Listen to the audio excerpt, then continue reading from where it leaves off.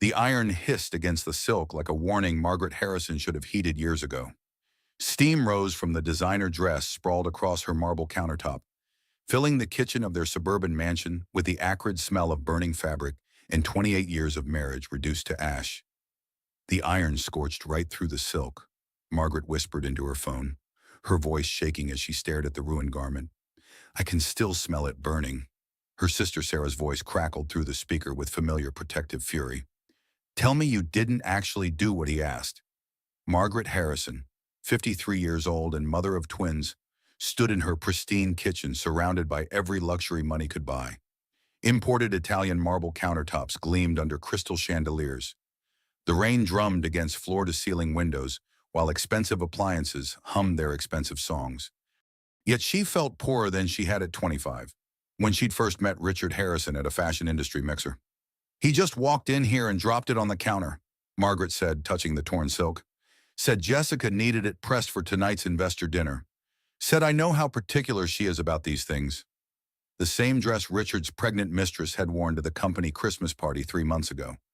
The same party where Margaret had smiled for photographers, played the dutiful CEO wife, and served champagne to investors while her world crumbled around her designer heels. She remembered Jessica's hand resting possessively on her barely showing stomach. Remembered Richard's careful distance from both women. Remembered the whispered conversations that stopped when she approached. Margaret, Sarah's voice carried that tone their mother used when one of them tracked mud through the house. You've been married to a millionaire ex-husband material for decades.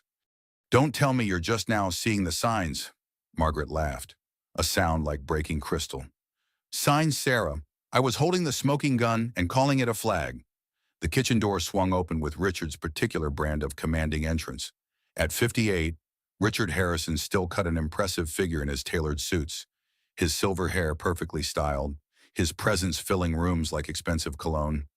He'd built Harrison Fashion Group from a small textile company into a multi-million-dollar empire, and he carried that success like armor. Margaret, sweetheart.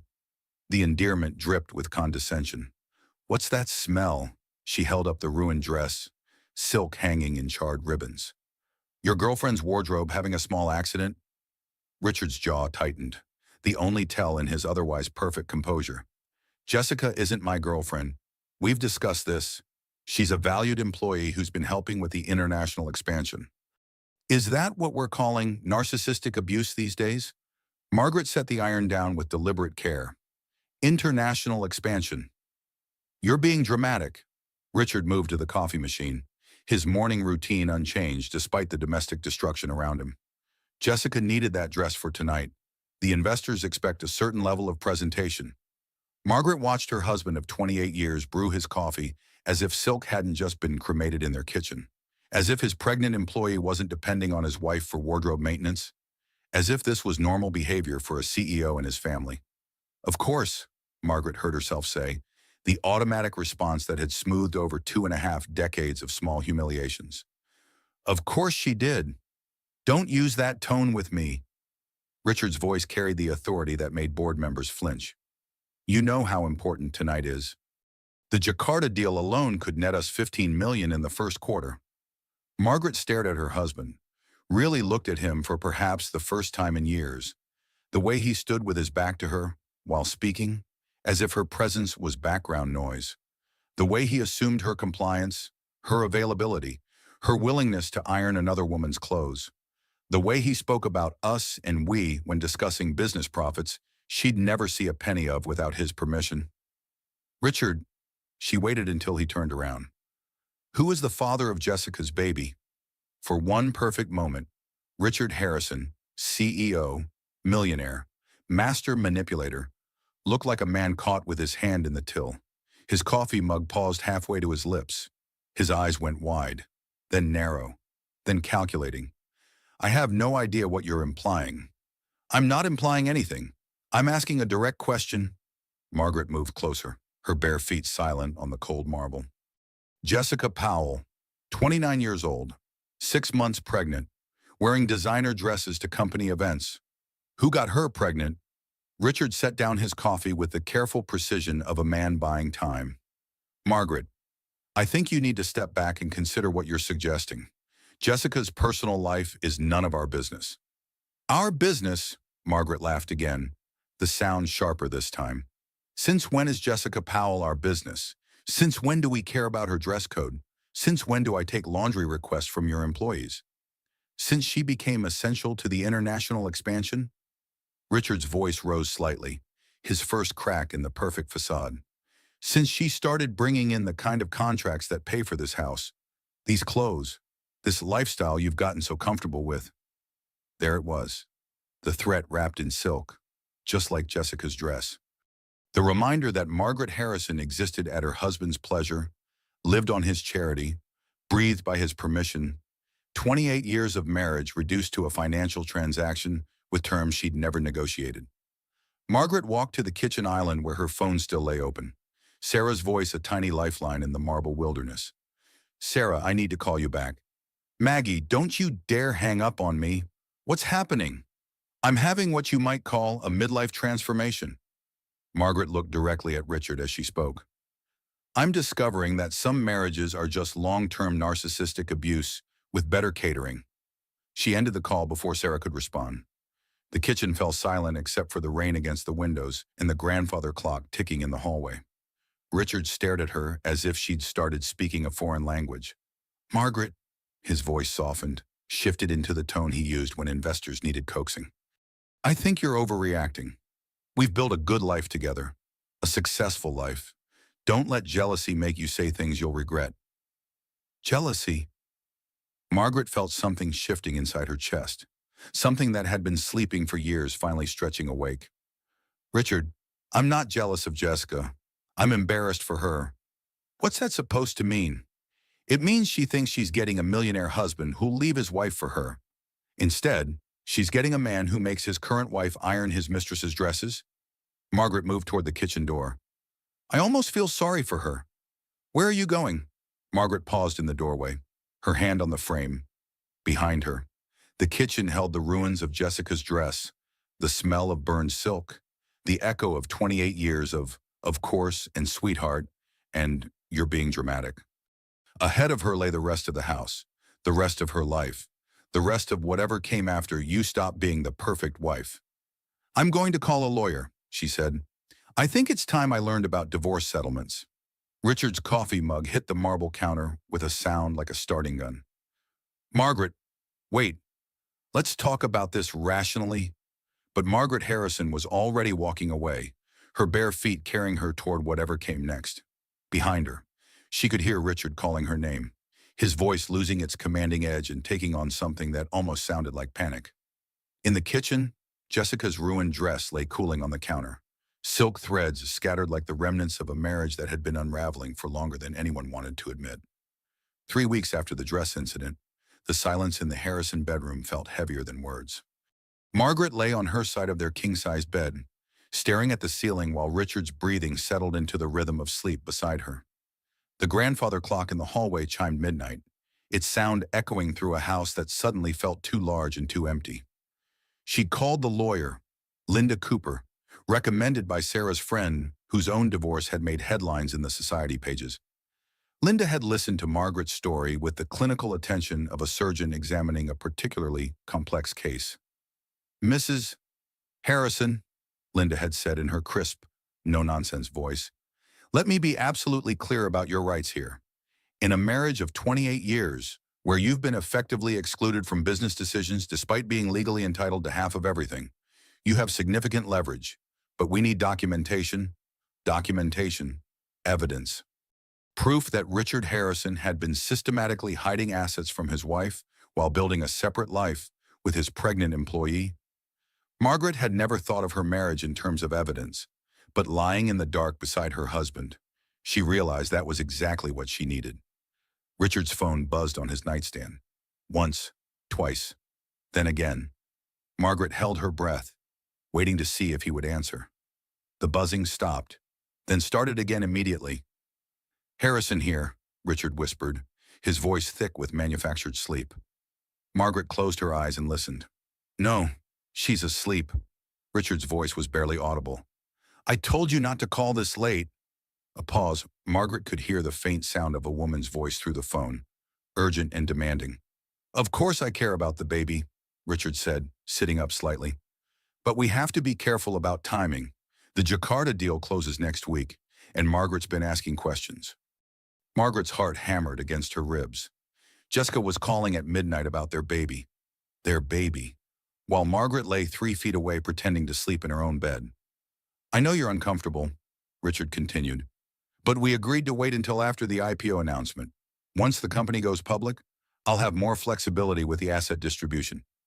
Asset distribution. Margaret bit her lip to keep from gasping. Richard wasn't just having an affair with Jessica. He was planning their financial future while his wife lay unconscious beside him. Listen to me. Richard's voice hardened. Margaret doesn't understand business. She's been out of the workforce for over 20 years. She has no idea about the real value of the company or how to protect it. By the time she figures out what's happening, everything will be properly secured. The call ended with Richard's whispered, "I love you too." He set the phone back on the nightstand and settled into his pillow, his breathing already returning to the steady rhythm of sleep. Margaret lay perfectly still until she was certain Richard was unconscious, then carefully slipped out of bed. Her feet found her slippers in the dark, and she padded silently to her walk-in closet, closing the door before turning on the light. Surrounded by 28 years of designer clothing, Margaret Harrison sat on her velvet bench and finally let herself cry. Not the careful tears of a woman who'd learned to weep quietly so as not to disturb her husband, but the raw, ugly sobs of someone whose entire life had just revealed itself to be a carefully constructed lie. Her phone lay on the dressing table where she'd left it. Without hesitation, she dialed Sarah's number. Maggie! Sarah's voice was instantly alert despite the late hour. What's wrong? He's planning to hide everything, Margaret whispered. The company, the assets, everything. He thinks I'm too stupid to understand business. What happened? Margaret told her about the midnight phone call. Richard's casual dismissal of her intelligence, his planning around her ignorance. With each detail, Sarah's breathing grew sharper. That narcissistic son of a bitch, Sarah finally said. Maggie, you need to document everything. Every phone call, every conversation, every time he mentions money or business or that pregnant homewrecker. I don't know how to do this. Sarah, I've been out of the workforce for 23 years. What if he's right? What if I am too stupid to understand? Stop? Sarah's voice carried the authority of an older sister who'd spent years building her own marketing firm from nothing. You have a degree in fashion merchandising. You understand retail, profit margins, supply chains. You've been to every board meeting dinner, every investor presentation, every company party for nearly 3 decades. You know more about Harrison Fashion Group than Richard thinks you do. Margaret looked at herself in the closet mirror. Her reflection showed a woman in expensive silk pajamas, her blonde hair perfectly styled even for sleep, her skin maintained by the best dermatologist money could buy. She looked like success, like prosperity, like the wife of a millionaire. But underneath the surface, she was starting to see someone else entirely. I used to design store layouts, she said slowly. Before we got married, I was good at it. You were brilliant at it, Sarah confirmed. You could walk into any retail space and tell them exactly how to maximize profit per square foot. You think that knowledge just disappeared? Margaret stood up, pacing the small confines of her closet. Linda Cooper said I need documentation, financial records, evidence of hidden assets, proof that Richard's been planning this. Then we get it. How, by being smarter than he thinks you are? Sarah's voice carried a smile. Starting tomorrow, you become the perfect wife again, interested in his business, supportive of his decisions, completely harmless, and while you're being perfect, you document everything. Margaret ended the call and sat in her closet until dawn, surrounded by the trappings of a life she was beginning to realize had never really belonged to her. When Richard's alarm sounded at 6:30, she was already downstairs making coffee, her face carefully composed into the expression of a woman who'd never overheard a midnight confession. Good morning, sweetheart, Richard said, kissing her cheek with practiced affection. Sleep well. Like a baby, Margaret replied, handing him his coffee exactly the way he preferred it. I was thinking I might stop by the office today, see how the Jakarta preparations are going. Richard paused with the cup halfway to his lips. The office, why? Margaret smiled the smile she'd perfected over 28 years of marriage. I realized I've been taking your success for granted. I'd like to understand the business better. Maybe I could help with the investor presentation. For just a moment, Richard looked genuinely pleased. That's wonderful. Margaret, I'd love to show you what we've built. What we've built? Margaret nodded and smiled and played the part of the interested wife, while her mind calculated exactly how much evidence she would need to destroy the man who thought she was too stupid to understand her own life. Outside, the morning sun burned through the clouds, and Margaret Harrison began planning her first real day of work in over 20 years. Margaret Harrison had been inside the Harrison Fashion Group offices exactly 3 times in the past 5 years, and each time only for company parties where wives were expected to smile and stay out of the way. Walking through the gleaming lobby on a Tuesday morning, she felt like an imposter in her own husband's empire. The receptionist, a young woman with perfectly straight hair and the kind of confidence that came from being paid well to look beautiful, glanced up with practiced politeness. Mrs. Harrison, what a lovely surprise. Is Mr. Harrison expecting you? I wanted to surprise him, Margaret said, maintaining her perfect wife's smile. Is he in his office? He's in the conference room with the Jakarta team. Should I let him know you're here? Oh, don't interrupt him. I'll just wait in his office. The elevator ride to the executive floor gave Margaret time to study her reflection in the polished steel doors. She dressed carefully in a navy Chanel suit that Richard had bought her for their anniversary, her hair styled to perfection, her makeup applied with the precision of a woman who'd learned that appearance was armor. She looked exactly like what she was supposed to be, the successful wife of a successful man. Richard's office occupied a corner of the 23rd floor, its floor-to-ceiling windows offering a panoramic view of the city. Margaret had always been impressed by the space during her rare visits, but today she looked at it with different eyes. The custom furniture, the original artwork, the Persian rug that cost more than most people's cars, all of it paid for by a company she legally owned half of but had never been invited to understand. Richard's desk was exactly what she'd expected, meticulously organized. Every paper in its place, every pen aligned with military precision. His computer was password protected, but his desk calendar lay open, showing appointments and meetings in his careful handwriting. Margaret pulled out her phone and began photographing the calendar pages, her hands surprisingly steady. Jakarta meeting, Thursday, IPO strategy session, Friday. Jessica Powell, personal consultation, Saturday at 2 p.m. Personal consultation on a Saturday. Margaret stared at the entry, her perfect wife facade slipping for just a moment. What kind of personal consultation did a CEO have with his pregnant employee on weekend afternoons? Mrs. Harrison? Margaret spun around to find a woman in her 40s standing in the doorway, tall, professionally dressed, with the kind of sharp intelligence that came through in her posture. I'm Rebecca Johnson, the head of international development. I don't think we've officially met. Rebecca, Margaret slipped her phone back into her purse. Richard's mentioned you. You're handling the Jakarta expansion. Among other things, Rebecca stepped into the office, closing the door behind her. I have to say, it's unusual to see family members in the office during business hours. Something in Rebecca's tone suggested she knew exactly why Margaret was there, and it wasn't for a surprise visit. I'm trying to take more interest in the business, Margaret said carefully. Richard's been so busy lately. I'm sure he has. Rebecca moved closer, her voice dropping slightly. Mrs. Harrison, I hope you don't mind me being direct, but I think there are some things about the business you should know. Margaret's heart began to race. What kind of things? The kind of things that might affect your financial future. Before Rebecca could continue, the sound of voices in the hallway made both women freeze.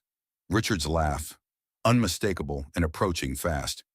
We should talk, Rebecca said quickly, pulling a business card from her jacket pocket. But not here, call me. The office door opened just as Rebecca stepped back to a professional distance. Margaret. Richard's surprise seemed genuine, his smile warm and welcoming.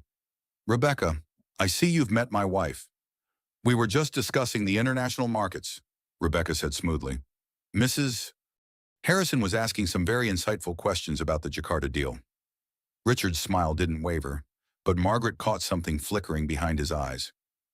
Were you? That's wonderful, though I'm surprised you're interested in the technical details. I'm full of surprises, Margaret said, the words carrying more weight than Richard seemed to notice. I should get back to the strategy session, Rebecca said. Mrs. Harrison, it was lovely meeting you properly. After Rebecca left, Richard moved to his desk, his attention already shifting to the papers scattered across its surface. What brought you by, sweetheart? Not that I'm not delighted to see you. Margaret watched her husband settle into his chair, his movements confident and familiar. This was his domain, his kingdom, the place where he was king. But sitting across from him, she realized that kingdoms required subjects, and she'd been playing that role for far too long. I was thinking about what you said, she began, about not understanding the business. I'd like to learn. Richard looked up from his papers, his expression carefully neutral. Learn about the company, the finances, how everything works. Margaret leaned forward slightly. I realize I've been taking your success for granted. If something happened to you, I wouldn't know the first thing about protecting what we've built. For a moment, Richard looked genuinely touched. Margaret, that's actually very thoughtful, but the business is quite complex. There are legal structures, international regulations, tax implications. It's not really something you could pick up quickly. I'm smarter than you think I am. Richard, the words came out more sharply than she'd intended, and Richard's expression shifted almost imperceptibly. Of course you are, he said carefully. I didn't mean to suggest otherwise. It's just that business at this level requires years of experience, relationships, understanding of market forces, the kind of understanding that Jessica Powell has. Richard's pen stopped moving across the paper. What does Jessica have to do with anything? You said she's been essential to the international expansion? I was wondering what kind of experience she brings to the table. Jessica has a background in international trade. She speaks 3 languages and has connections throughout Southeast Asia. Richard's voice carried the practiced smoothness of a man who'd told this story before. She's been invaluable in developing the Jakarta relationship. Margaret nodded, filing away every word for future reference. I'd love to meet with her, learn about her approach to international markets. I don't think that's necessary, Richard said quickly. Jessica's methods are quite specialized, very technical. I see. Margaret stood up, smoothing her skirt. Well, I should let you get back to work. I know how important the Jakarta deal is. Richard was already looking back at his papers. His attention dismissed her as effectively as a door closing. I'll see you at home tonight. We can talk more about your interest in the business then. But as Margaret walked toward the elevator, she knew there would be no more conversation about her business education. Richard Harrison had no intention of teaching his wife anything that might threaten his carefully constructed empire. The elevator doors closed, and Margaret studied her reflection again. The perfect wife stared back at her, but underneath the surface, someone else was taking notes. The call came at 2:17 in the morning on a Wednesday. Margaret had been awake anyway, lying in the dark listening to Richard's breathing and planning her next conversation with Rebecca Johnson. When Richard's phone buzzed against the nightstand, she felt her entire body tense. Harrison here, Richard whispered, but his voice carried the alertness of a man who'd been expecting this call. Margaret held perfectly still, her eyes closed, her breathing carefully regulated to mimic sleep. Slow down, Richard said. What happened? The voice on the other end was female, high-pitched with panic. Even through the phone speaker, Margaret could make out words bleeding and hospital and the baby. Richard sat up abruptly. I'm on my way. He ended the call and was out of bed before Margaret could process what she'd just heard. She listened to him moving through their walk-in closet, the rustle of clothes being pulled from hangers, the soft zip of a garment bag. Where are you going? Margaret kept her voice thick with manufactured sleep. Emergency at the Jakarta facility, Richard said without hesitation. Equipment failure. I need to fly out tonight. Tonight, Richard. It's 2 in the morning. Cool time differences, he said, the lie rolling off his tongue with practiced ease. I'll be back Friday. Margaret watched through half-closed eyes as her husband packed a bag with the efficiency of someone who'd done this many times before. He kissed her forehead before leaving, a gesture that had once meant comfort and now felt like mockery. The front door closed at 2:43. Margaret waited another 10 minutes before getting up and walking to the window that overlooked their circular driveway. Richard's BMW was gone, but instead of heading toward the airport, the taillights had turned left toward downtown, toward the hospital. Margaret stood at the window until the cold seeped through her silk nightgown, then returned to bed and stared at the ceiling until dawn. At 8 a.m., she called Rebecca Johnson. "Mrs. Harrison." Rebecca's voice was crisp and professional. "I was hoping you'd call. Can we meet today?" "Absolutely, but not at the office." "Do you know Cafe Luna on 5th Street?" "I'll find it. 10 o'clock. And Mrs. Harrison, come alone." Cafe Luna turned out to be a small coffee shop tucked between a bookstore and a vintage clothing boutique. The kind of place where business deals were never discussed and celebrities hid behind oversized sunglasses. Rebecca was already seated at a corner table when Margaret arrived, her dark hair pulled back severely, her expression unreadable. "Thank you for meeting me," Margaret said, sliding into the opposite chair. "I've been waiting for this conversation for months," Rebecca said without preamble. "The question is whether you're ready to hear what I have to say." Margaret wrapped her hands around her coffee cup, using the warmth to steady herself. "My husband was called away on business emergency last night. At 2 in the morning, something about equipment failure in Jakarta." Rebecca's expression didn't change. "There is no Jakarta facility, Mrs. Harrison. Harrison Fashion Group has no manufacturing presence in Indonesia. We have one supplier relationship, and they operate out of Kuala Lumpur." The coffee cup rattled against the saucer as Margaret set it down. "What? The Jakarta deal is a fiction, a very elaborate, very expensive fiction that's been used to justify multiple business trips, extended absences, and approximately $200,000 in unexplained expenses over the past 18 months. Margaret felt the cafe spinning around her. "That's impossible. Richard's shown me contracts, correspondence, all real, with a company that exists, employs 12 people, and has never manufactured a single piece of clothing." Rebecca leaned forward. "Mrs. Harrison, I've been head of international development at Harrison Fashion Group for 7 years. I know every supplier, every manufacturer, every business relationship we have. The Jakarta deal is money laundering disguised as international expansion." "Money laundering." Margaret's voice came out as a whisper. "Your husband has been systematically moving company assets into offshore accounts using fake business deals. The Jakarta operation, the European expansion, the Australian partnership. All of them are shells designed to hide money from the IRS and, I suspect, from you."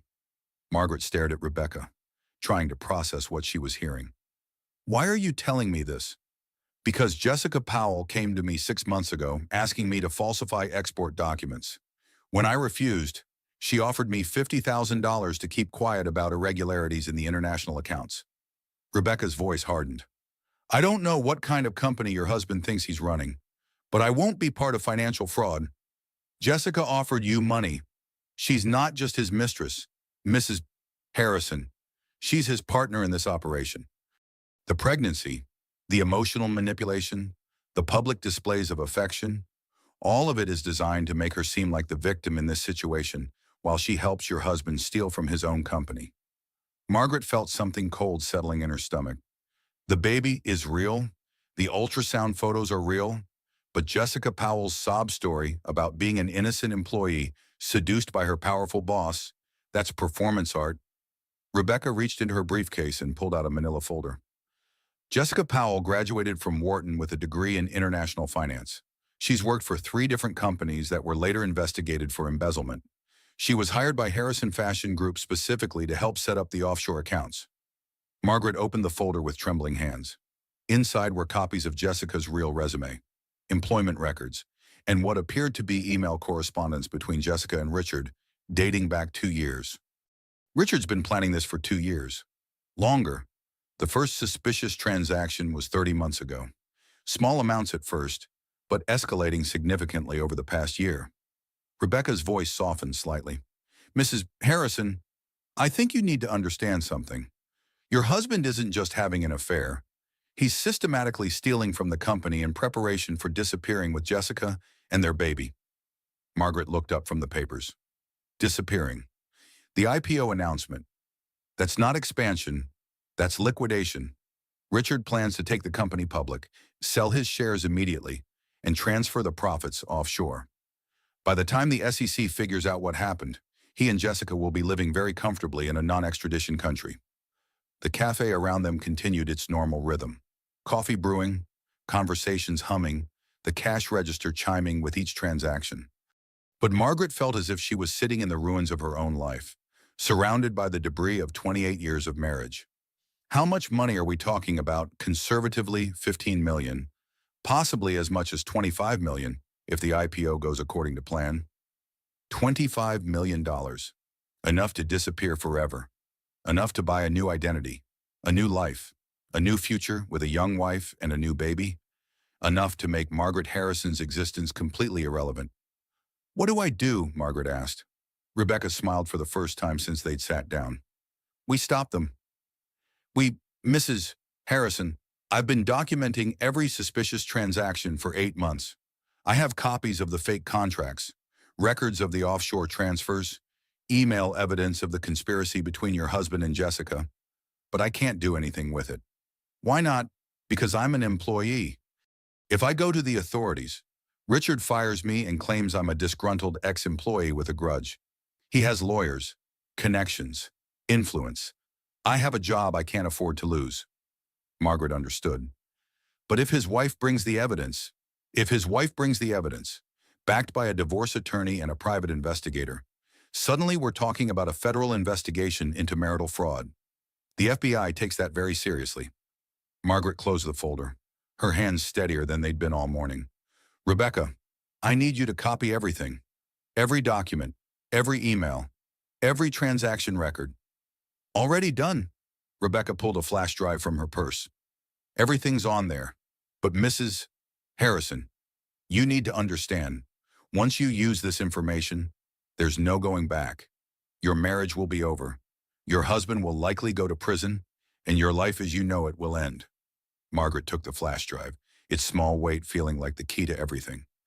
My life as I know it ended the moment I found out my husband's pregnant mistress needed her dress ironed. This is just the beginning of whatever comes next. She stood up, slipping the drive into her purse next to her phone and her perfectly organized wallet. Rebecca, when this is over, would you be interested in running international development for a company with honest accounting practices? Rebecca's smile was fierce and bright. Mrs. Harrison, I thought you'd never ask. Linda Cooper's law office occupied the 15th floor of a downtown high-rise, its reception area decorated with the kind of understated elegance that whispered expensive without shouting about it. Margaret sat in a leather chair that probably cost more than most people's monthly salary, clutching Rebecca's flash drive like a talisman. Mrs. Harrison. The receptionist's voice was professionally warm. Ms. Cooper will see you now. Linda Cooper looked exactly like a lawyer who specialized in high-stakes divorces should look mid-40s. Steel gray hair pulled into a perfect chignon, wearing a charcoal suit that suggested both authority and discretion. Her handshake was firm, her office was immaculate, and her eyes held the sharp intelligence of someone who'd spent years dismantling the carefully constructed lies of powerful men. Mrs. Harrison, please sit down. Linda gestured toward a pair of chairs arranged in front of her desk. I understand you have some new information since our last conversation. Margaret set the flash drive on Linda's desk. My husband has been stealing from his own company to fund his disappearance with his pregnant mistress. I have documentation. Linda's expression didn't change, but she leaned forward slightly. That's a serious accusation. What kind of documentation? For the next hour. Margaret walked Linda through everything Rebecca had shown her. The fake Jakarta deal, the offshore accounts, Jessica's real background, the planned IPO liquidation. Linda made notes in a precise legal shorthand, asking clarifying questions that demonstrated exactly how seriously she was taking the situation. Mrs. Harrison, Linda said when Margaret finished, what you're describing isn't just marital infidelity. It's conspiracy to commit fraud, money laundering, and potentially tax evasion. We're talking about federal charges. Good. Linda's eyebrows rose slightly. Good. Richard Harrison spent 28 years making me feel like I was too stupid to understand business, too naive to handle real-world complexity, too comfortable in my protected little bubble to survive without him. Margaret's voice was steady, but Linda could hear steel underneath. Turns out I'm smart enough to catch him stealing $25 million. I'd say that makes me plenty qualified to handle the real world. Linda smiled, and for the first time, Margaret saw approval in the lawyer's expression. Mrs. Harrison, I think you're going to be surprised by how capable you really are. But before we proceed, I need you to understand what we're dealing with. Your husband isn't just a cheating spouse. He's a criminal who's been planning this for years. When we move against him, he's going to fight back with everything he has. What does that mean? It means he'll try to paint you as an unstable wife seeking revenge. He'll question your mental health, your credibility, your motivations. He'll claim you're bitter about the affair and making up stories to hurt him. Linda's voice carried the authority of experience. Men like Richard Harrison don't go quietly. They burn everything down on their way out. Margaret thought about the midnight phone calls, the casual dismissal of her intelligence, the expectation that she would iron another woman's dress. Let him try. I've been living in the ashes for years. The only difference is now I'm holding the matches. Linda opened a legal pad and began writing. Here's what we're going to do. First, we're going to have this evidence analyzed by a forensic accountant. I know someone who specializes in complex financial fraud, Frank Morrison. He's expensive, but he's the best. Money's not an issue, Margaret said. I still have access to the joint accounts, and Richard's so confident I'm clueless that he hasn't bothered to hide his spending. Good. Frank will need to trace every transaction, document every offshore transfer, and build an airtight case against your husband and Jessica. Linda made another note. Second, we're going to file for divorce immediately, but we're not going to mention the fraud evidence yet. I want Richard to think this is just a standard infidelity case. Why? Because the moment he knows we have evidence of financial crimes, he'll start covering his tracks. Right now, he thinks he's safe. He thinks you're too naive to understand what he's been doing. We want to keep him thinking that until we're ready to destroy him. Margaret nodded, understanding the strategy. How long do we have? According to the documents you've shown me, the IPO announcement is scheduled for next month. Once that happens, Richard can start liquidating assets legally. We need to move fast. Linda picked up her phone and dialed a number from memory. Frank, it's Linda Cooper. I have a case for you. Yes, it's urgent. How soon can you meet with my client? While Linda arranged the meeting with Frank Morrison, Margaret stared out the office windows at the city sprawling below. Somewhere down there, Richard was probably having lunch with investors, playing the role of successful CEO while planning to steal millions of dollars. Somewhere down there, Jessica was probably shopping for baby clothes with money that rightfully belonged to the company. And somewhere down there, Margaret Harrison was about to become someone neither of them expected her to be.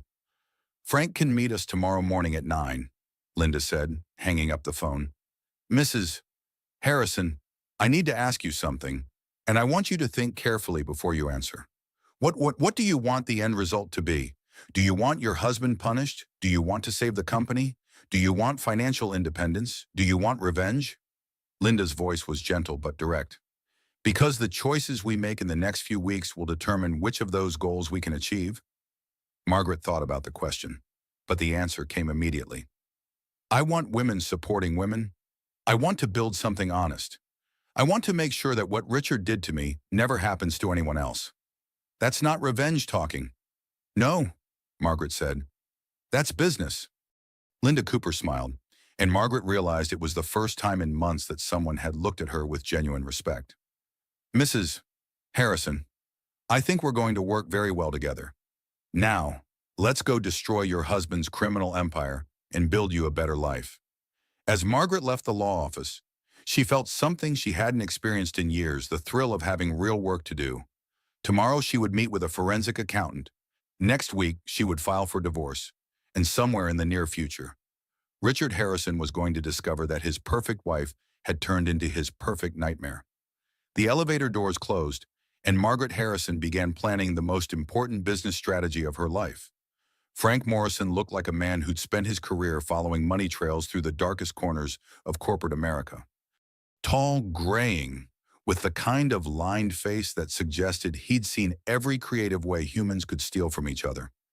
He sat across from Margaret in Linda Cooper's conference room with Rebecca's flash drive connected to his laptop.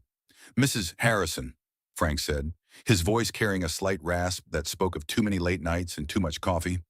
"Your husband is either a criminal mastermind or the luckiest amateur I've ever encountered." "Which one?" Margaret asked. "Amateur. A really good financial criminal would never leave this much evidence lying around." Frank turned his laptop screen toward Margaret and Linda. "Look at this transaction from 6 months ago. $200,000 transferred to something called Jakarta Development Partners, except the routing number leads to a bank in the Cayman Islands, and the company address is a post office box in Delaware." Margaret stared at the screen. "He didn't even try to hide it. He hid it from you," Linda said. "But he didn't hide it from anyone who actually knew how to look. Richard assumed his wife would never think to examine the company finances." Frank clicked to another screen. "Here's what really interesting, though. Jessica Powell has been making deposits to her personal account that correspond exactly to these offshore transfers. She's not just helping him steal the money, she's being paid a percentage." "How much?" Margaret asked. 10% of everything. Over the past 18 months, Jessica Powell has received approximately $2.3 million in what I can only call theft commissions." Margaret felt her anger crystallizing into something cold and sharp. So while she was playing the innocent pregnant mistress, she was actually Richard's business partner in stealing from the company I legally own half of. "Exactly." Frank pulled up another screen. "And here's the beautiful part. Every payment to Jessica is documented in Richard's personal banking records. He's been treating her like a business expense and deducting the payments on his taxes." Linda laughed, the sound like breaking glass. "He's been claiming tax deductions for paying his mistress to help him commit fraud." "Mrs. Harrison, your husband isn't just a criminal. He's a stupid criminal." "What does this mean for our case?" Margaret asked. "It means we have enough evidence to send both Richard and Jessica to federal prison for 10 to 15 years, Frank said. "But more importantly for you, it means we can freeze every asset, recover every stolen dollar, and make sure you get everything you're legally entitled to." Margaret looked at the numbers on Frank's screen. Millions of dollars that should have been reinvested in the company, should have been part of their legitimate business success, should have secured their future instead of funding Richard's escape plan. "There's something else," Frank said, clicking to a new document. "Richard's been borrowing against the company's future earnings to fund his current lifestyle. If the IPO fails, and it will, once this comes to light, Harrison Fashion Group will be in serious financial trouble." "How serious?" "Bankruptcy serious. Unless someone with actual business acumen takes control and restructures the debt." Margaret felt a familiar stirring, the same sensation she'd experienced years ago when walking through struggling retail spaces and seeing exactly how to fix them. The company can be saved, with the right leadership and the recovered, stolen assets. Absolutely.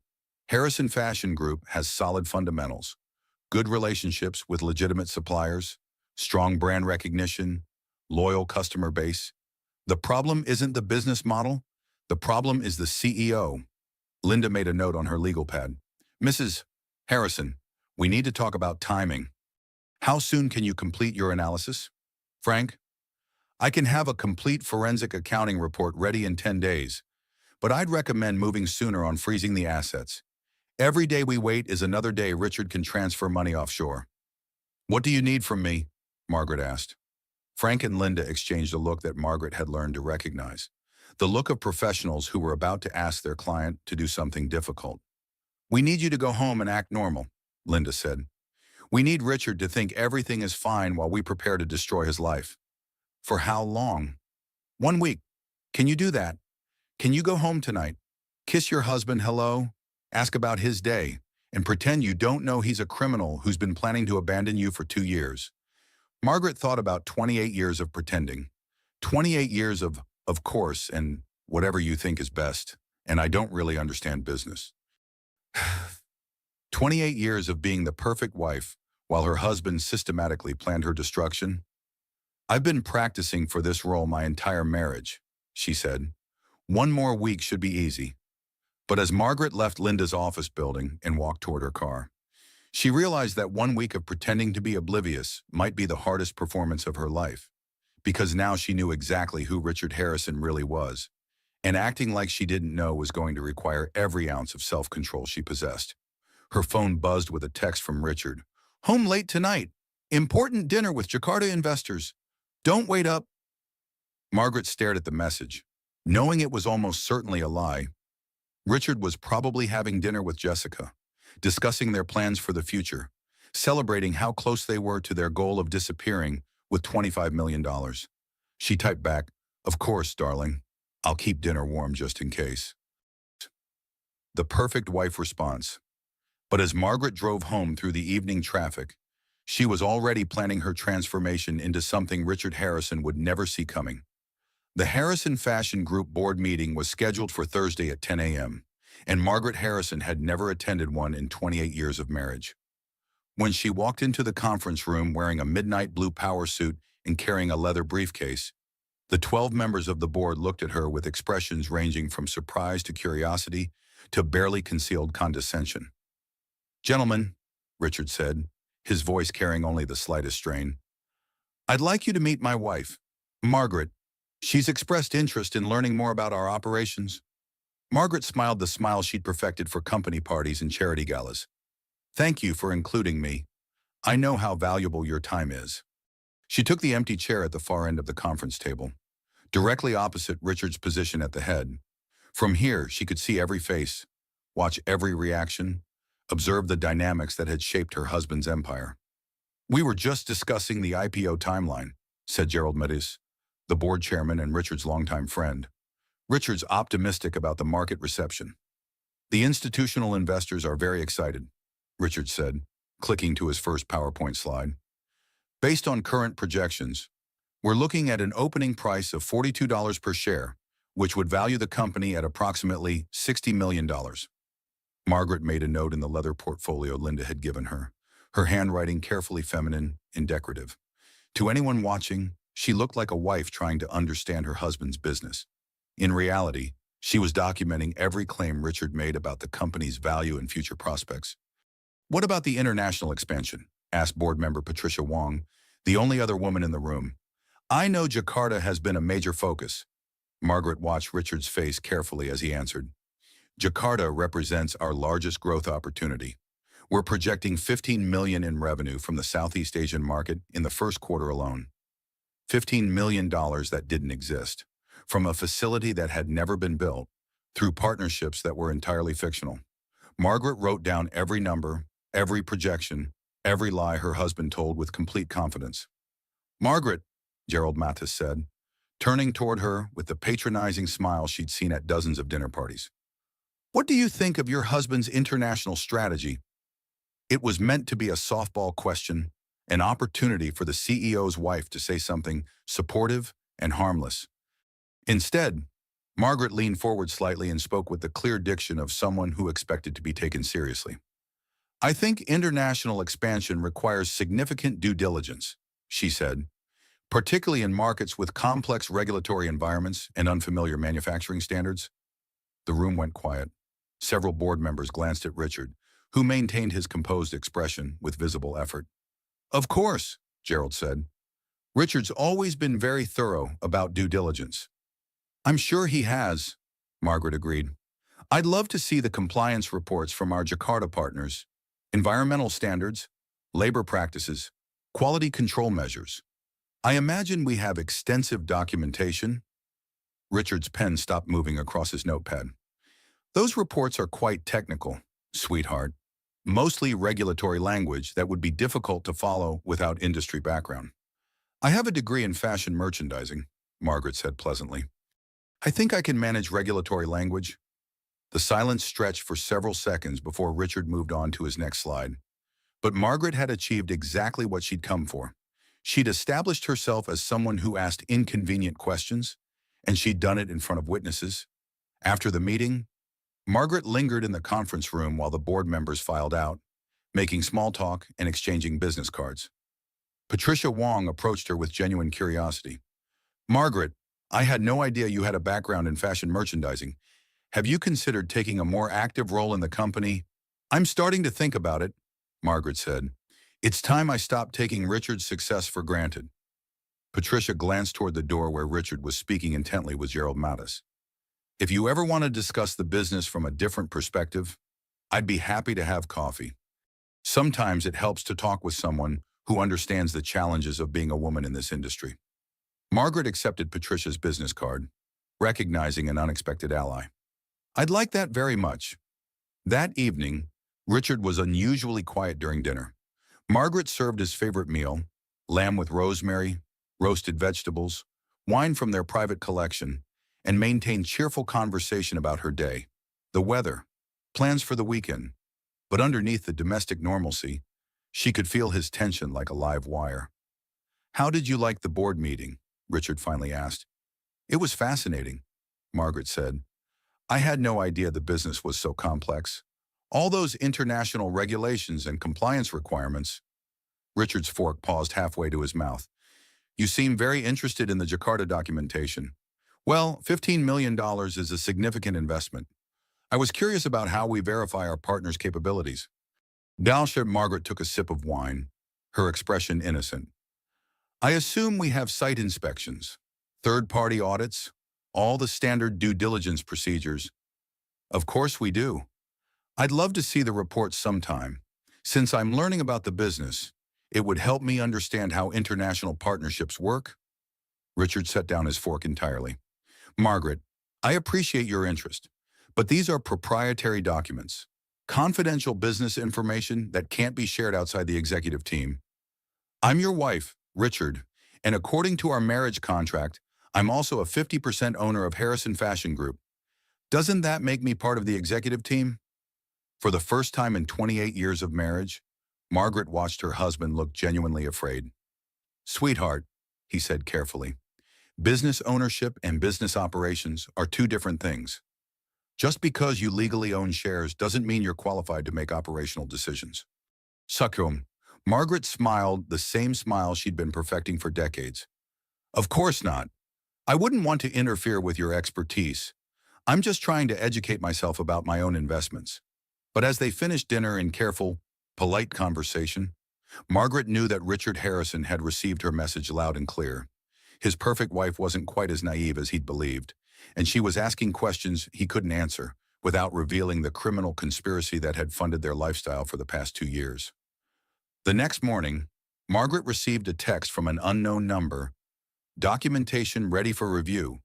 If Frank Morrison had completed his forensic analysis, it was time to stop pretending and start destroying the man who'd spent 28 years underestimating her intelligence. The Harrison Fashion Group boardroom had hosted 1,000 meetings over the years, but never one quite like this. Margaret Harrison sat at the head of the conference table, Richard's usual seat, wearing a charcoal gray suit that made her look like exactly what she was, a woman who owned half of everything in the room. Linda Cooper sat to her right, her legal documents arranged with military precision. Frank Morrison sat to her left, his laptop open to spreadsheets that would destroy 2 lives and save a company. At the far end of the table, the 12 board members who'd been summoned for an emergency meeting waited with expressions ranging from confusion to concern. Richard wasn't there yet. He didn't know about the meeting. Ladies and gentlemen, Margaret began, her voice carrying an authority she'd never used in public before. Thank you for coming on such short notice. I know this is unusual, but I've discovered some information about Harrison Fashion Group that requires immediate board attention. Gerald Mathis shifted uncomfortably in his chair. Margaret, shouldn't we wait for Richard? These are company matters that really require the CEO's input. The CEO is the reason we're here, Linda said, opening her first folder. Ladies and gentlemen, my name is Linda Cooper, and I represent Mrs. Harrison in both personal and business matters. What I'm about to show you constitutes evidence of criminal fraud committed by Richard Harrison against this company and its shareholders. The room went dead silent. Patricia Wong leaned forward. What kind of fraud? Frank Morrison turned his laptop screen toward the board. Over the past 30 months, Richard Harrison has systematically embezzled approximately $22 million from Harrison Fashion Group through fake international business deals. That's impossible, Gerald said. Richard wouldn't. The Jakarta expansion project doesn't exist. Frank continued. Jakarta Development Partners is a shell company with no employees, no facilities, and no actual business operations. Every dollar sent to Jakarta has been transferred to offshore accounts controlled by Richard Harrison and Jessica Powell. Margaret watched the faces around the table as Frank walked through his evidence. The disbelief, the anger, the dawning realization that they'd been betrayed by someone they'd trusted completely. Several board members were taking notes. Others were asking sharp questions about specific transactions. And Gerald Mattis looked like a man watching his oldest friend revealed as a stranger.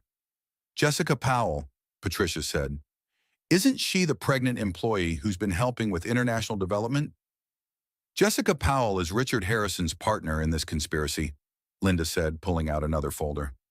She has a background in financial fraud and was hired specifically to help establish the offshore accounts. Her pregnancy and romantic relationship with Mr. Harrison are designed to make her appear sympathetic while she systematically steals from this company.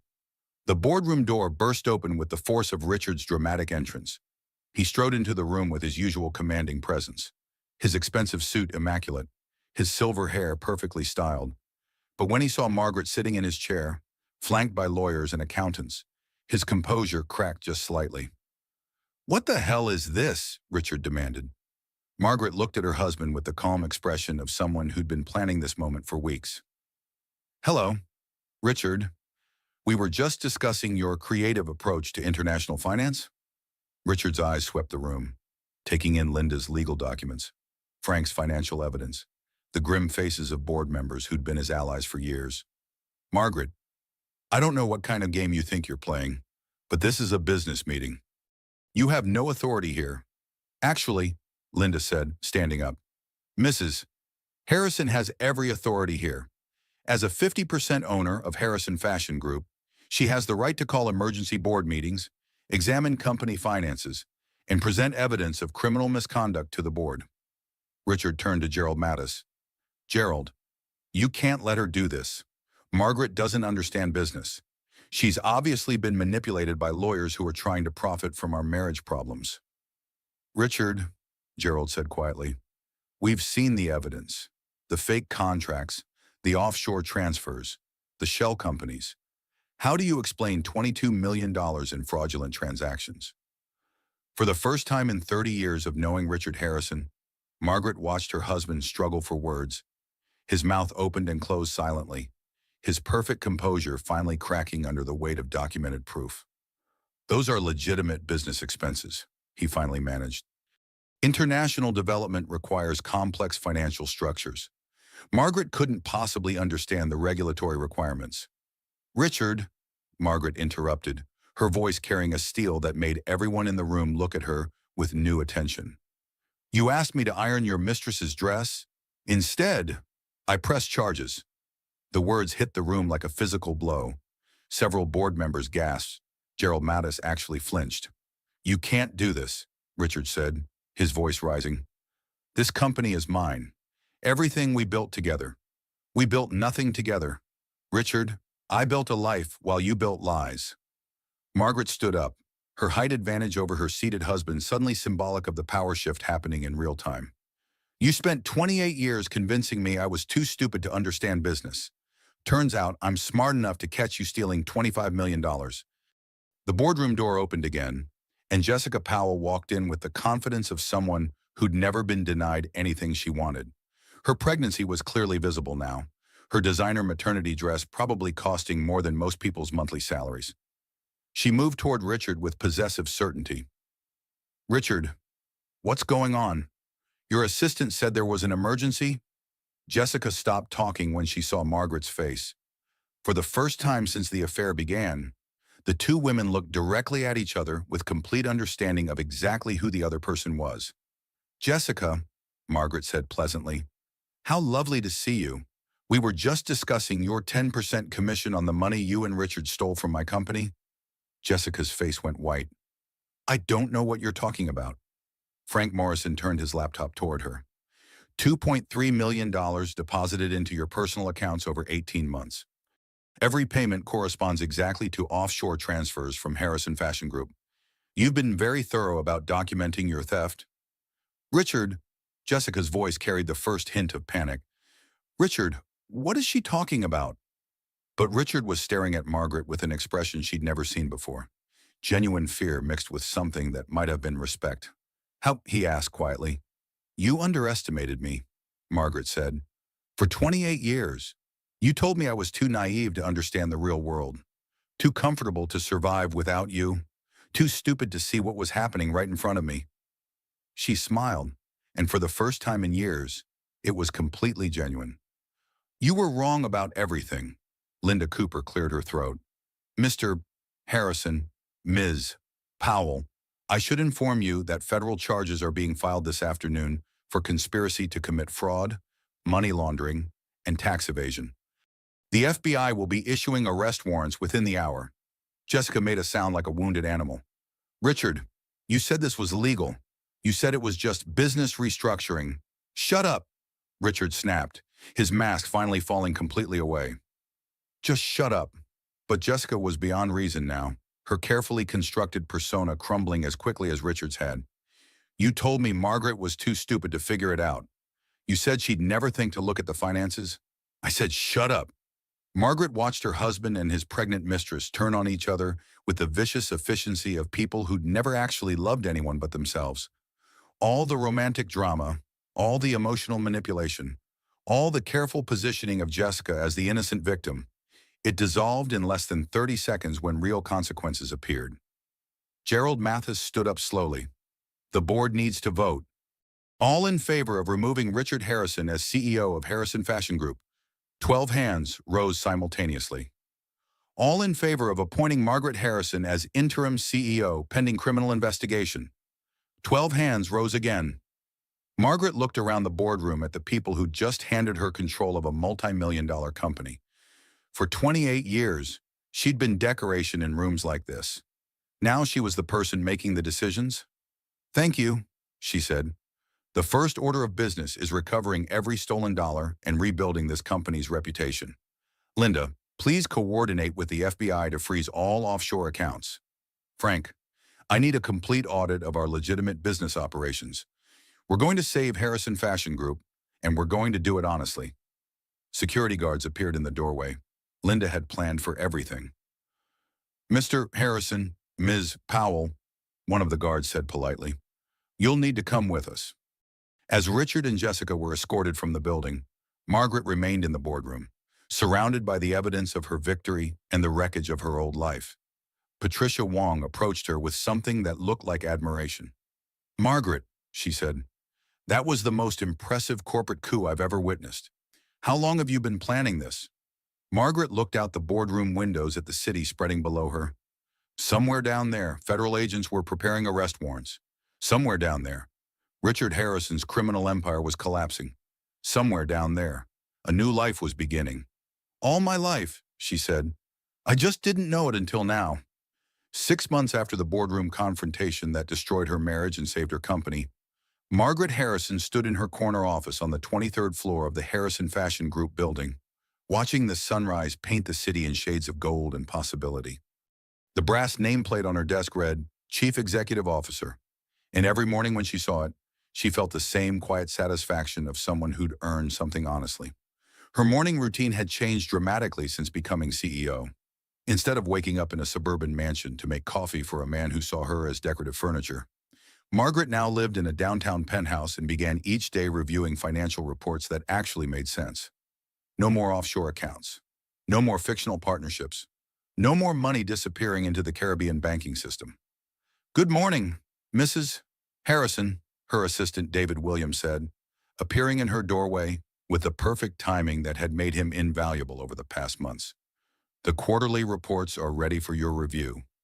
David Williams had been Harrison Fashion Group's head of accounting during Richard's reign, but unlike his former boss, David believed in revolutionary concepts like accurate bookkeeping and paying taxes. He was also 42 years old, divorced, kind, intelligent, and possessed the rare quality of treating Margaret like an actual human being instead of an ornamental object. Thank you, David. Margaret accepted the reports with genuine pleasure. How do we look? Better than expected. Revenue was up 18% from last quarter, and we've recovered approximately 19 million of the stolen assets. David's smile was professionally warm. But Margaret had learned to recognize the personal interest underneath. The federal prosecutors say Richard and Jessica's trial should conclude next month. Margaret nodded, though she'd stopped following the criminal proceedings closely. Richard Harrison's legal troubles were no longer her concern. She had a company to run, employees to protect, and a future to build that had nothing to do with the man who'd spent 28 years underestimating her intelligence. "Any word from the Jakarta situation?" she asked, settling behind her desk with the reports. "The real Jakarta partnership is moving forward beautifully. Turns out there actually is demand for American fashion in Southeast Asia. We just needed legitimate business partners instead of fictional ones." David's tone carried the dry humor that had helped Margaret navigate the transition from neglected wife to successful CEO. "Rebecca Johnson sends her regards from Kuala Lumpur. She says the manufacturing facilities exceed all our quality standards." Rebecca Johnson, now Harrison Fashion Group's Senior Vice President of International Development, had spent the past 3 months establishing actual business relationships in Southeast Asia. Real factories, real workers, real products, real profits. Revolutionary concepts in the post-Richard era. Margaret's phone buzzed with a text from Sarah. "Lunch today, I have news about the foundation." The Harrison Foundation for Women's Financial Independence had been Margaret's idea. Funded by the recovered stolen assets and designed to provide business education, legal resources, and startup capital for women leaving abusive marriages. It was the kind of project Richard would have dismissed as emotional nonsense, which made Margaret even more determined to make it succeed. "David, can you move my 2 o'clock meeting to 3:30? I'm having lunch with my sister." "Of course, but before you go, there's something else." David's expression shifted slightly, becoming more personal than professional. "I know this isn't really my place, but I wanted to say something about how you've handled everything." Margaret looked up from the quarterly reports. "What do you mean? I worked for your husband for 7 years.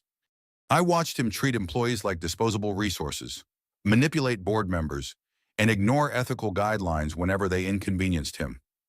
David's voice carried the weight of someone who'd witnessed systematic misconduct. "You've been CEO for 6 months, and already this feels like a completely different company. People actually enjoy coming to work now." Margaret felt the familiar warmth of genuine accomplishment. "Thank you, David. That means more than you know." "There's something else." David moved closer to her desk, his professional demeanor giving way to something more personal. "I was wondering if you might be interested in having dinner sometime. Nothing work-related, just dinner." For 28 years, Margaret had been married to a man who saw her as a beautiful accessory to his successful life. The idea of dating someone who valued her intelligence, her business acumen, her actual personality, felt like stepping into a completely foreign country. "I'd like that," she said, and realized she meant it completely. David's smile was worth the months of legal battles, financial stress, and public humiliation she'd endured to get to this moment. Saturday at 7. Perfect. After David left, Margaret returned to the quarterly reports with a lightness she hadn't felt in years. The numbers told a story of recovery, growth, and honest success. Harrison Fashion Group was becoming the company it should have been all along. Profitable, ethical, and built on actual business relationships instead of criminal conspiracies. Her office phone rang with the specific tone that indicated an internal call. "Margaret?" Patricia Wong's voice carried excitement. "Turn on Channel 7, the business news segment." Margaret grabbed her remote and switched to the local business channel, where a perfectly coiffed anchor was reading from a teleprompter with professional enthusiasm. Harrison Fashion Group announced record quarterly profits today, marking the 6th consecutive month of growth under new CEO Margaret Harrison. The company, which was nearly destroyed by an embezzlement scandal earlier this year, has become a model for corporate recovery and ethical business practices. The screen switched to footage of Margaret speaking at a recent business conference, her voice confident and clear as she discussed sustainable manufacturing and responsible international partnerships. Watching herself on television, Margaret barely recognized the woman who'd once ironed another woman's dress on command. Industry analysts credit Harrison's dramatic turnaround to Margaret Harrison's hands-on leadership style and commitment to transparency. The anchor continued. Harrison Fashion Group's stock price has increased 47% since Mrs. Harrison assumed control of the company. Margaret turned off the television and looked around her office. The space that had once belonged to Richard Harrison, with its expensive furniture and carefully curated art collection, now reflected her personality and priorities. Photos of employees at the Jakarta facilities, thank you letters from women who'd received grants from the foundation, financial charts that showed steady, honest growth instead of fictional international partnerships. Her desk phone rang again, this time with an external call. Harrison Fashion Group, Margaret Harrison speaking. Mrs. Harrison. The voice was young, nervous, hopeful. My name is Jennifer Walsh. I'm calling about the Foundation's business education program. I was wondering if there might be space in the next class. Margaret pulled up the Foundation's enrollment database on her computer. Tell me about your situation. Jennifer. I've been married for 15 years to a man who controls all our finances. I just discovered he's been hiding money from me, and I think he's planning to leave me with nothing. I don't have a college degree. I've been out of the workforce for 12 years, and I don't know how to protect myself. Margaret felt the familiar combination of anger and determination that drove her foundation work. Jennifer, can you come in tomorrow morning at 10? I'd like to meet with you personally. Really, you'd meet with me yourself? Absolutely. We're going to teach you everything you need to know about protecting your financial future. Margaret made a note in her calendar. And Jennifer, you're going to be surprised by how capable you really are. After ending the call, Margaret stood at her office windows and looked out at the city where her new life was taking shape. Somewhere down there, Richard Harrison was preparing for a criminal trial that would probably send him to federal prison. Somewhere down there, Jessica Powell was learning that pregnant women don't receive special treatment from the FBI. Somewhere down there, women like Jennifer Walsh were discovering that marriages built on financial control were just elaborate prisons with better decorating. But up here, on the 23rd floor of a building that now belonged to her in every way that mattered, Margaret Harrison was building something that would outlast any individual marriage, any personal revenge, any single story of betrayal and recovery. She was building an empire based on the radical concept that women supporting women could change everything. 1 year after the day she burned Jessica Powell's silk dress in her kitchen, Margaret Harrison woke up in her downtown penthouse to the sound of rain against floor-to-ceiling windows and the distant hum of a city that had become her kingdom. Her morning routine bore no resemblance to the suburban ritual of coffee and submission that had defined the previous 28 years of her life. At 54, Margaret Harrison had become exactly what Richard had always feared: she might be a woman who didn't need him for anything. Her phone showed 3 missed calls from Linda Cooper, 4 text messages from Sarah, and 17 emails marked urgent. But the most important notification was the news alert that made her smile as she read it over her first cup of coffee. Former CEO Richard Harrison sentenced to 7 years for embezzlement and fraud. The accompanying article mentioned that Jessica Powell had received 5 years and would be entering prison 3 months after giving birth to a daughter who would be raised by Jessica's mother in Ohio. The baby, who had been conceived as part of an elaborate criminal conspiracy, would grow up far from the wealth and privilege her parents had stolen to fund their future. Margaret felt no satisfaction in their punishment, only the quiet relief of closure. Richard Harrison was no longer her concern. Jessica Powell was no longer her problem. The past was finally, completely finished. Her penthouse apartment reflected the woman she'd become rather than the wife she'd been.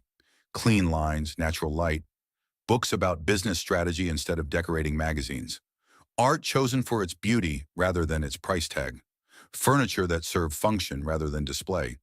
A space designed for someone who worked, thought, and built things rather than someone who waited for other people to make decisions.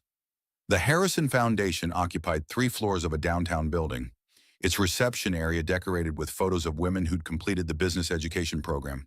Success stories of 50-something women who'd discovered they possessed capabilities their husbands had spent decades convincing them they didn't have. Margaret walked through the foundation offices every morning, and every morning she was reminded that her personal transformation had become a template for dozens of other women's liberation. "Good morning, Margaret," Sarah called from the Foundation's conference room. "Ready for your television interview." The interview was for a national business program profiling successful female CEOs. Margaret had initially resisted the publicity, but Sarah had convinced her that visibility mattered. Women needed to see what was possible. They needed proof that divorce settlement victories were about more than money. They were about reclaiming power that had always belonged to them. "How do I look?" Margaret asked, smoothing her navy blue suit, the same suit she'd worn to destroy Richard's criminal empire, now serving as armor for a different kind of battle.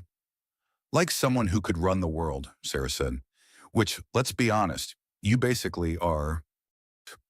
The television crew arrived at 10, transforming the Foundation's conference room into a professional studio. Margaret had given dozens of interviews over the past year, but she still felt a moment of surreal amazement at seeing herself taken seriously by reporters who treated her as an authority rather than decoration. "Mrs. Harrison," the interviewer began, "Harrison Fashion Group has become a model for corporate recovery. How did you transform a company that was nearly destroyed by fraud into one of the most profitable fashion businesses in the region?" Margaret had answered this question many times, but the answer never lost its power. "We focused on honest relationships, honest partnerships with suppliers, honest communication with employees, honest accounting practices. It turns out that running a business ethically isn't just morally superior, it's also more profitable. Your foundation has helped over 200 women start new businesses or escape financially abusive marriages. What drives that work?" Margaret looked directly into the camera, knowing that somewhere women like Jennifer Walsh were watching and wondering if change was possible. "I spent 28 years believing I was too naive to understand business, too comfortable to survive independently, too old to start over. Every woman who completes our program proves those beliefs were lies designed to keep capable people powerless." After the interview, Margaret returned to her Harrison Fashion Group office to find David Williams waiting with champagne and a financial report that made her laugh out loud. "43 million in revenue this quarter," David said, pouring champagne into crystal glasses. "We officially exceeded Richard's best year, and we did it without stealing a single dollar." Margaret accepted her glass and raised it in a toast. "To honest profits and women supporting women? To the most impressive CEO I've ever worked for," David replied, and the kiss that followed tasted like victory and possibility and the kind of future Margaret had never imagined when she was ironing another woman's dress. Their relationship had developed with the careful respect of two people who'd both learned that trust was earned rather than assumed. David understood that Margaret's independence wasn't negotiable, and Margaret had discovered that partnership with an equal felt nothing like the submission she'd mistaken for marriage. "There's something else," David said, setting down his champagne glass. "The board unanimously approved your proposal for the employee profit-sharing program. Starting next quarter, every Harrison Fashion Group employee will receive a percentage of company profits based on their tenure and performance." Margaret felt the familiar satisfaction of implementing ideas that Richard would have dismissed as financially irresponsible. Treating employees like human beings instead of disposable resources had resulted in the lowest turnover rate in the company's history and the highest productivity numbers on record. And the Jakarta expansion. Rebecca's team has established partnerships with 12 manufacturers across Southeast Asia. All of them meet our labor standards, environmental requirements, and quality specifications. David pulled up a map on his tablet showing the real Harrison Fashion Group international presence. "We're projecting $60 million in international revenue next year, $60 million in actual profits from actual business relationships."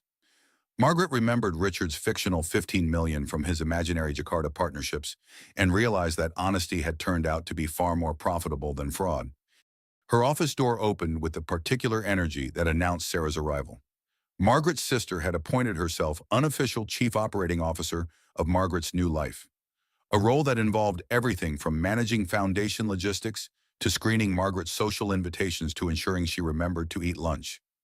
"Margaret, you have a visitor," Sarah said, stepping aside to reveal a young woman with a baby carrier and the kind of determined expression Margaret recognized from her own mirror. "Mrs. Harrison, I'm Jennifer Walsh. We met last year when I called about the foundation program."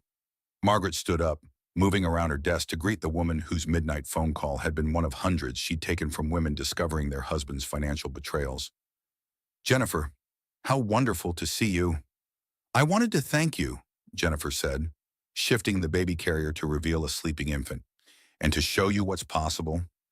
Jennifer Walsh had completed the Foundation's 6-month business education program, divorced her financially abusive husband, won a significant settlement, and used the money to start an online clothing boutique that specialized in professional wear for working mothers. Her business was projected to gross $300,000 in its first year. "This is Emma," Jennifer said, adjusting the baby's blanket. "Named after your daughter. I hope you don't mind." Margaret felt tears threatening for the first time in months. "I'm honored. The foundation changed my life," Jennifer continued. "But more than that, you showed me that being 50-something doesn't mean being finished. It means being experienced enough to build something that lasts." After Jennifer left, Margaret stood in her office surrounded by the evidence of transformation. Financial reports showing honest profits. Thank you letters from foundation graduates. Photos of employees at facilities that actually existed. Business partnerships built on mutual respect rather than criminal conspiracy. Her phone buzzed with a text from Emma and Michael, her twins who'd initially struggled with their parents' divorce, but had gradually come to understand that their mother's liberation had been necessary for everyone's well-being. "Mom, saw your interview on TV. So proud of you. Dad called from prison asking us to visit, but we told him we're busy building something with you instead." Margaret smiled, remembering the frightened woman who'd once worried that her children would blame her for destroying their family. Instead, Emma and Michael had watched their mother transform from decoration into dynamo and decided they wanted to be part of whatever she built next. The afternoon brought a board meeting where Margaret presented plans for the Harrison Fashion Group's expansion into sustainable manufacturing, the foundation's new program for women over 60 starting their first businesses, and the scholarship fund that would send the daughters of company employees to college regardless of their family's financial circumstances. Patricia Wong raised her hand during the presentation. "Margaret, these initiatives will cost approximately $2 million in the first year. Are you certain about the return on investment?" Margaret looked around the boardroom at faces that had once dismissed her as Richard's decorative wife. "Patricia, we're not just investing in business expansion. We're investing in the radical concept that taking care of people is profitable. Our employee retention rate is 97%. Our customer loyalty scores are the highest in the industry. Our reputation for ethical business practices has opened doors that money alone could never have unlocked." The board voted unanimously to approve all three initiatives. As evening approached, Margaret remained in her office reviewing the day's accomplishments and planning tomorrow's strategies. The city sparkled below her windows, each light representing someone building something, working towards something, hoping for something better. Her desk phone rang with an external call. "Harrison Fashion Group, Margaret Harrison speaking." "Mrs. Harrison."